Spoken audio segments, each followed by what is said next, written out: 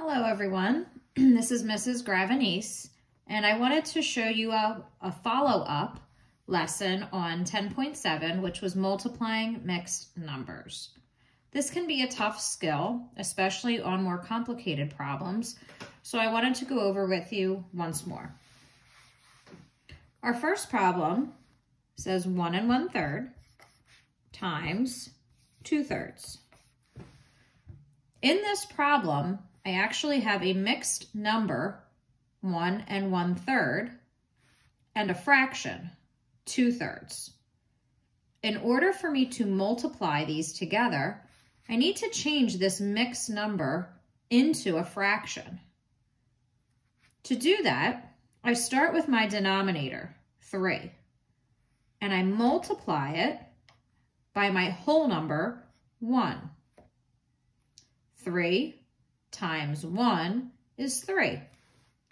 And then I add that to my numerator. So 3 times 1 is 3, plus 1 more is 4. So my new numerator is 4. I keep the same denominator, 3. So 1 1/3 is the exact same thing as 4/3. You can think of it as a letter. A capital A is the same letter as a lowercase a. They're just written differently. And that's how mixed numbers and improper fractions are. They name the same amount, they're just written differently. Well, now that I got rid of my mixed number and made it a fraction, I can multiply by my other fraction, 2/3. Recall that when you multiply fractions, you multiply the numerators. 4 times 2 is 8. Then you multiply the denominators. 3 times 3 is 9. I can't simplify 8/9 because the numerator and denominator are only a digit apart. That's how I know it's in simplest form. So my answer, or the product, is 8/9. 1 1/3 times 2/3 equals 8/9. Let's try another one.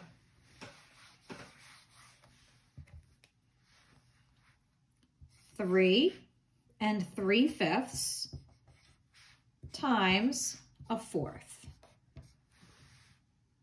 So again, I have a mixed number times a fraction.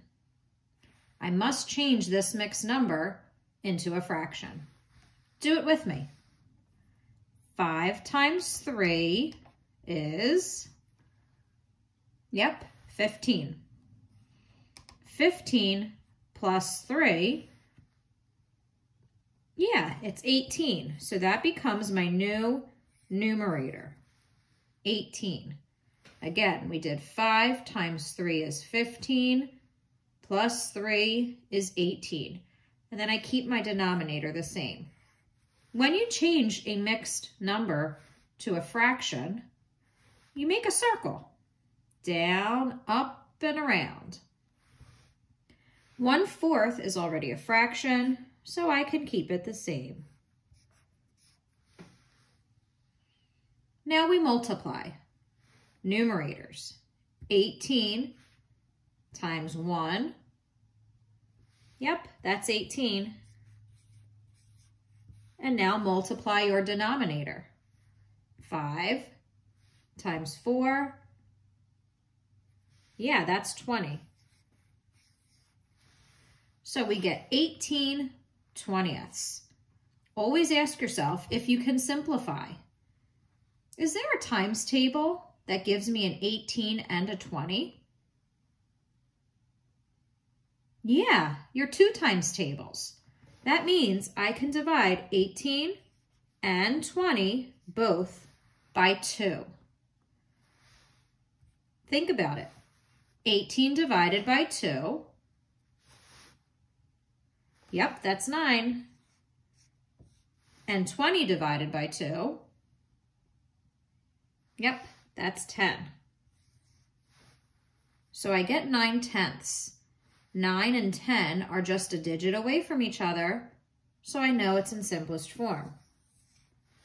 So 3 3/5 times a 4th gives me 9/10.